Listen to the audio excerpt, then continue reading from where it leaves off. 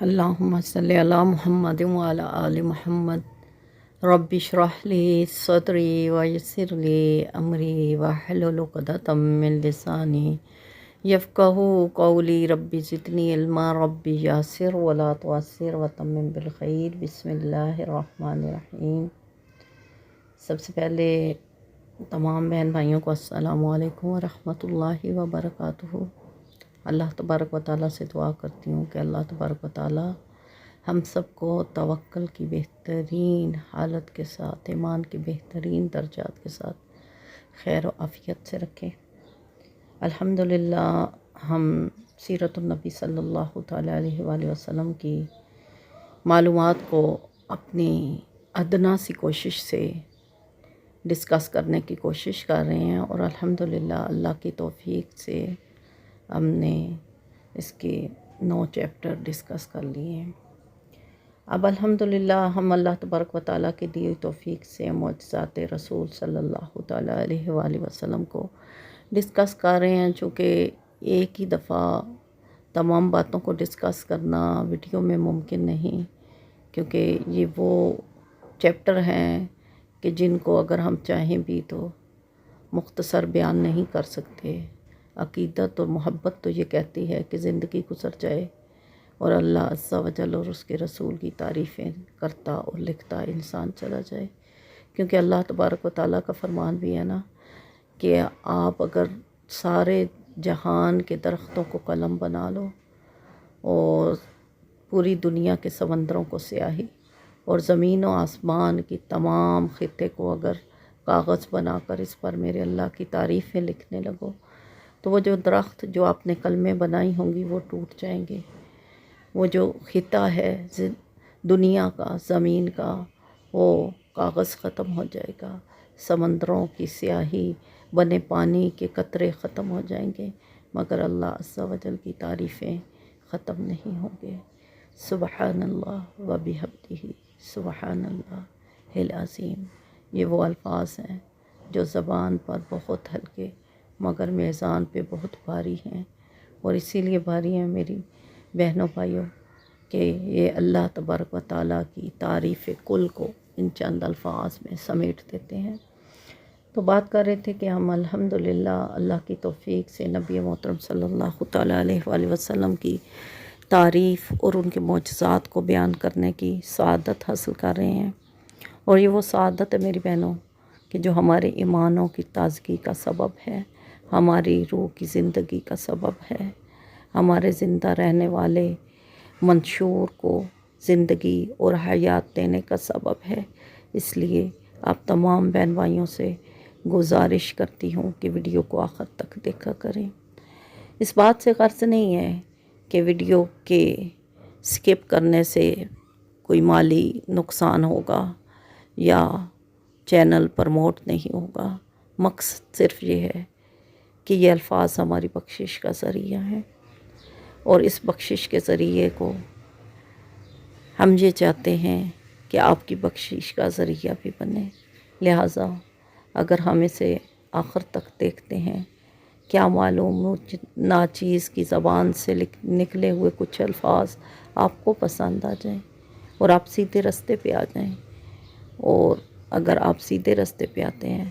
تو یہ کوشش ہو سکتا ہے اللہ تبارک و تعالیٰ کی بلند بارگاہ میں قبول ہو جائے اور میری بخشش کا سبب بن جائے۔ اس لیے صدقہ جاریہ کی نیت سے ویڈیو کو لائک اور شیئر کیا کریں۔ لائک کرنے سے مجھ میں حوصلہ آئے گا اور میں مزید اس سعادت کو کرنے کے لیے اپنی کوشش میں سرگرداں رہوں گی، اور سبسکرائب کرنے سے آپ کو فائدہ حاصل ہوگا کہ مجھ ناچیز کے یہ الفاظ اب تک پہنچتے رہیں گے، اور شیئر کرنے سے ہم سب کی عاقبت بن جائے گی کہ ہمارے لیے یہ کام صدقہ جاریہ بن جائے گا، کیونکہ اللہ تبارک و تعالیٰ کی ذات کی جتنی بھی تعریفیں بیان کی جائیں وہ کم ہیں، اور بے شک اللہ تبارک و تعالیٰ نے دنیا میں کچھ بھی ناکارہ نہیں بنایا، اور آقا مصطفیٰ صلی اللہ علیہ وسلم کو تو اللہ تبارک و تعالیٰ نے دنیا کی رونق بنایا اور فرمایا کہ بے شک اے نبی، ہم نے آپ کو تمام جہانوں کے لیے رحمت بنا دیا ہے۔ اور آپ کی رحمت، ان معجزات سے بخوبی ہم اندازہ لگا سکتے ہیں کہ آپ کتنے شفیق تھے، اور آپ کی عظمت کا اقرار شجر و حجر نے کیا۔ آپ کے معجزات اس بارے میں خوب گواہ ہیں۔ ناظرین کرام، آج کی اس ویڈیو میں الحمدللہ ہم جس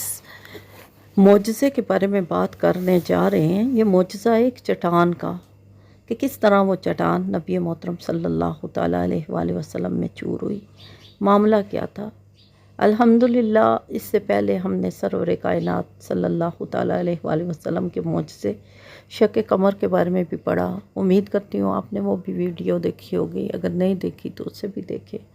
اور مزید اس ویڈیو کو دیکھ کر بھی اپنے ایمان کو تازہ کریں۔ دیکھیں کہ ہمارے آقا مصطفیٰ صلی اللہ تعالیٰ علیہ وآلہ وسلم کس طرح سے دونوں جہاں کی جان تھے، کہ نہ صرف انسان بلکہ حیوان بلکہ نباتات بھی آپ صلی اللہ تعالیٰ علیہ وآلہ وسلم کے سامنے نرم ہو جاتے اور آپ کو جھک کر سلام کرتے اور آپ کی حکم عدولی کبھی نہ کرتے۔ ناظرین کرام، غزوہ خندق کے درمیان، غزوہ خندق جب کیا گیا، یہ غزوہ اصل میں خندق اس لیے کہلایا کہ اس غزوہ کے اوپر حضرت سلمان فارسی رضی اللہ تعالیٰ عنہ نے خندق کھودنے کا آپ صلی اللہ تعالیٰ علیہ وآلہ وسلم کو مشورہ دیا تھا، اور یہ طریقہ اس سے پہلے ایجاد نہیں تھا۔ تو اسی وجہ سے اس خندق کھودنے کے معاملے کو لے کر اس غزوہ کو خندق کہا گیا۔ پھر یہ کہ غزوہ اس کو کیوں کہا جاتا ہے، تو یہ ذہن میں رکھیں کہ جس جنگ میں نبی آقا مصطفیٰ صلی اللہ تعالیٰ علیہ وآلہ وسلم خود تشریف فرما ہوں، اس جنگ کو غزوہ کہا جاتا ہے۔ تو غزوہ خندق کے درمیان ایک بہت ہی پیارا معجزہ سامنے آیا۔ یوں تو بہت سارے معجزات ہیں، اور انشاءاللہ عز و جل ہم گاہے بگاہے ان تمام معجزات کو آپ کی نظر کریں گے، لیکن آج ہم اس غزوہ خندق کے دوران ہونے والے معجزے کے بارے میں ڈسکس کر رہے ہیں۔ اور یہ معجزہ ناظرین کرام بہت ہی خوبصورت معجزہ ہے کہ جب خندق کھودی جا رہی تھی اور برچھوں سے اور بیلچوں سے جب زمین کو کھود کر خندق تیار کی جا رہی تھی، تو اسی دوران ایک چٹان خندق کھودنے کے دوران سامنے آ گئی۔ صحابہ کرام مدینہ شریف کے چاروں طرف سے کفار کے حملوں سے بچنے کے لیے یہ خندق کھود رہے تھے، اور اتفاق سے یہ چٹان سامنے نکل آئی۔ صحابہ کرام نے اپنی اجتماعی طاقت سے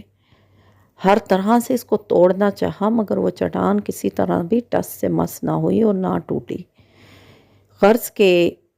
اس کے اوپر بہت سارے ہالے اور بیلچے، جو بھی آپ اپنی زبان میں کہیں، برچے وغیرہ ٹوٹ گئے، ٹیڑھے ہو گئے، اچٹ گئے، لیکن وہ چٹان ٹس سے مس نہ ہوئی۔ لوگ بہت پریشان ہوئے۔ پھر جب لوگوں نے دیکھا کہ یہ ہماری بس میں نہیں آ رہی، تو لوگ آپ صلی اللہ تعالیٰ علیہ وآلہ وسلم کے سامنے تشریف لائے اور خدمت اقدس میں یہ ماجرا عرض کیا کہ یا رسول اللہ صلی اللہ تعالیٰ علیہ وآلہ وسلم، خندق کی کھودائی کے درمیان ایک ایسی چٹان آ گئی ہے جو کسی بھی طرح سے ہل نہیں پا رہی اور نہ ہی وہ ٹوٹتی ہے۔ آپ اس کے بارے میں حکم فرمائیں کہ کیا کیا جائے۔ میں قربان جاؤں میرے آقا مصطفیٰ صلی اللہ تعالیٰ علیہ وآلہ وسلم کی ہاتھوں کی رحمت سے، کہ ان کے ہاتھوں سے یہ معجزہ اللہ تبارک و تعالیٰ نے ہمارے ایمانوں کو تازہ کرنے کے لیے عطا فرمایا۔ نبی محترم صلی اللہ تعالیٰ علیہ وآلہ وسلم، ناظرین کرام، اٹھے اور خود آ کے اس ماجرے کا احوال دیکھا۔ آپ نے اپنے ہاتھ میں پھڑاوا، جسے کہتے ہیں بیلچا یا کچھ بھی ایسا، پکڑ لیا، اور جیسے ہی اس چٹان پر ایک ضرب لگائی، ناظرین کرام، چٹان ریت کی طرح، بھربھرے ٹیلے کی طرح چور ہو کر بکھر گئی۔ سبحان اللہ! یہ وہ چٹان تھی جس کے اوپر کے کئی بھالے ٹیڑھے ہو چکے تھے۔ یہ وہ چٹان تھی کہ جس کو صحابہ کرام نے ہر طرح سے توڑنے کی کوشش کی، مگر یہ نہ ٹوٹی۔ لیکن دیکھیں کہ نباتات بھی آپ صلی اللہ تعالیٰ علیہ وآلہ وسلم کی شان کو پہچانتے ہیں، کہ جیسے ہی آپ صلی اللہ تعالیٰ علیہ وآلہ وسلم کی ضرب لگی، چٹان بھربھرے ٹیلوں کی طرح چور ہو گئی۔ ناظرین کرام، اس میں جو سبق ہمیں حاصل ہوتا ہے اور جو سبق میں آپ تک پہنچانا چاہتی ہوں، وہ یہ کہ اللہ تبارک و تعالیٰ نے قرآن پاک کو ہمارے لیے ہدایت بنایا۔ اللہ تبارک و تعالیٰ فرماتے ہیں کہ مومن تو وہ لوگ ہیں کہ اگر ان کے سامنے قرآن پاک کی آیات پڑھی جائے تو ان کے دل خوف سے بھر جاتے ہیں، اور وہ اللہ تبارک و تعالیٰ کے سامنے اپنے ایمان کا اظہار کرتے ہیں، اور ان کے دلوں کا ایمان تازہ ہوتا ہے۔ اور اللہ تعالیٰ نے کہا کہ یہ حکمت بری کتاب کی اگر ایک آیت بھی میں کسی پہاڑ کے اوپر نازل کر دیتا تو وہ بھی ریزہ ریزہ ہو جاتا۔ لیکن کیا بات ہے کہ ہمارے دل قرآن سے غافل ہیں، کیا ہمارے دل سخت ہو چکے ہیں۔ حضرت عائشہ صدیقہ سے کسی نے رسول اللہ صلی اللہ تعالیٰ علیہ وآلہ وسلم کی شان کے بارے میں پوچھا تھا، تو انہوں نے یہی کہا تھا کہ کیا تم قرآن پاک میں غور نہیں کرتے؟ کیا تمہارے دلوں پہ قفل پڑ چکے ہیں؟ اس سے مقصد یہ تھا کہ کیا تمہیں قرآن پاک کی آیات سے نبی پاک صلی اللہ علیہ وسلم کی شان پتہ نہیں چلتی، کہ وہ ایک آیت جس کے بارے میں اللہ تعالیٰ سورۃ حشر میں فرماتے ہیں لو انزلنا ھذا القرآن علی جبل لرأیتہ خاشعا متصدعا من خشیۃ اللہ وتلک الامثال نضربها للناس لعلہم یتفکرون، کہ اگر یہ ایک آیت میں کسی پہاڑ کے اوپر نازل کرتا تو وہ ریزہ ریزہ ہو جاتا، اللہ کے خوف سے پھٹ جاتا۔ اے انسانوں، تمہارے لیے اس کے اندر بہت ساری مثال ہے، یہ تمہیں سمجھانے کے لیے بتایا گیا ہے۔ تو دیکھو کہ وہ ایک آیت جس کو پہاڑ بھی نہ سہ سکے، وہ قرآن پاک، وہ پوری کی پوری حکمت کی کتاب، وہ ہدایت کی کتاب، وہ حق کو باطل سے جدا کرنے والی کتاب میرے آقا مصطفیٰ صلی اللہ تعالیٰ علیہ وآلہ وسلم کے سینہ اطہر پر نازل ہوئی، اور ان کے توسل سے ہمارے لیے یہ ورثہ میں ہمیں دی گئی۔ آقا مصطفیٰ صلی اللہ علیہ وسلم نے فرمایا، اے لوگوں، میں تمہارے درمیان جدات نہیں چھوڑے جا رہا مگر ایک کتاب چھوڑے جا رہا ہوں، اور اے لوگوں، اگر تم نے اس کتاب کو تھام لیا تو تم کبھی گمراہ نہیں ہوگا۔ ناظرین کرام، آپ صلی اللہ علیہ وسلم نے فرمایا کہ اس کتاب کو اگر تھام لیا، اور پھر اللہ تبارک و تعالیٰ فرماتے ہیں کہ مومن وہ لوگ ہیں الذین یؤمنون بالغیب ویقیمون الصلاۃ ومما رزقناہم ینفقون، کہ وہ لوگ ہیں جو اللہ کو بغیر دیکھے ایمان لاتے ہیں، نماز کو قائم کرتے ہیں، اور اپنے دیے رزق میں سے اللہ تبارک و تعالیٰ کی راہ میں خرچ کرتے ہیں۔ اور کہا کہ یہ وہ کتاب ہے ذالک الکتاب لا ریب فیہ، یہ وہ کتاب ہے جس کے اندر کوئی شک نہیں، ھدی للمتقین، یہ متقین کے لیے ہدایت ہے۔ اور پھر اللہ تبارک و تعالیٰ نے جب مومنوں کی شانوں کو بیان کر دیا تو کہا کہ وہ لوگ جو اس پر ایمان لاتے ہیں وہی فلاح پانے والے، اولئک الذین، یہی وہ لوگ ہیں ہم المفلحون، جنہوں نے فلاح پائی۔ دیکھیں اللہ تبارک و تعالیٰ کتنی خوبصورتی سے ہمیں اپنی طرف بلا رہے ہیں۔ میں آپ کو دعوت دیتی ہوں کہ آپ اپنی اس بہن کی اس ویڈیو کو سنیں اور میری کلاسز کو لیں۔ انشاءاللہ عز و جل اللہ تبارک و تعالیٰ نے چاہا تو ہم قرآن پاک کو سیکھ جائیں گے، قرآن پاک کو سمجھ جائیں گے۔ اصل میں مقصد قرآن پاک کو سمجھنا ہے میری بہنوں۔ قرآن پاک پڑھنے کے لیے آیا کہ اس کو پڑھ کے ہدایت لی جائے، نہ کہ عبادت کے لیے۔ قرآن پاک اگرچہ دیکھنا بھی عبادت ہے،